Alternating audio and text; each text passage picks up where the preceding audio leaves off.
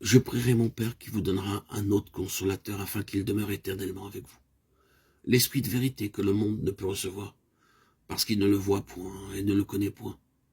Mais vous le connaissez, parce qu'il demeure avec vous et qu'il sera en vous. Jean 14, 16, 17. Il sera en vous. Par ces 4 mots, notre Seigneur prédit l'habitation de l'Esprit Saint en l'homme, ce mystère insondable qui devait être le fruit et le couronnement de son œuvre de rédemption. C'était pour cela que l'homme avait été créé. C'était pour cela que le Saint-Esprit avait en vain contesté avec l'homme dans les âges précédents. Genèse 6, 3. C'était pour cela que Jésus vivait sur la terre et qu'il allait mourir.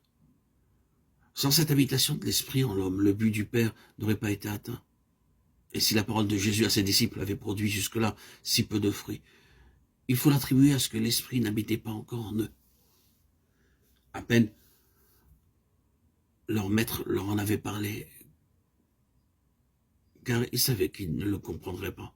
Mais alors, à la veille de les quitter, il leur révèle ce divin secret, leur disant qu'après lui, ils seront consolés de son absence par une bénédiction plus grande encore que ne l'était pour eux sa présence corporelle.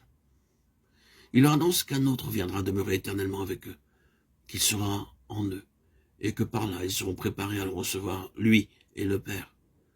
Il sera en vous. Notre Père s'est révélé à nous de 2 manières. Par son Fils, il nous a fait connaître son image. Il la place devant nous et nous engage à devenir semblables à lui, en le recevant dans notre cœur et notre vie. Par son Esprit, il nous envoie la puissance divine qui doit nous préparer à recevoir le Fils et le Père. L'économie de l'Esprit dans laquelle nous vivons actuellement exerce son action sur notre vie intérieure, tandis que pendant l'économie précédente, celle du Père et du Fils, depuis la création de l'homme jusqu'à la naissance de Christ, c'était plutôt par des moyens extérieurs que Dieu parlait à l'homme. Par moments, sans doute, se révélait même alors la puissance de l'Esprit. Mais sa présence habituelle en l'homme était encore inconnue. L'homme n'était pas encore devenu la demeure de Dieu par l'Esprit. Ce n'est qu'après l'ascension de Christ que la vie éternelle et divine devait devenir la vie même de l'homme, habitée de façon invisible en lui. À présent, l'Esprit Saint doit être pour nous ce qu'il est pour le Père et pour le Fils, la source, le principe de notre individualité, de notre conscience. Il doit réellement être un avec nous, et par cette union intrinsèque, demeurer en nous tout aussi intimement que le Père demeure dans le Fils, et le Fils dans le Père. Avec un saint respect, prosternons-nous, adorons et recevons cette grâce insigne. Demandons au Seigneur de nous donner son esprit.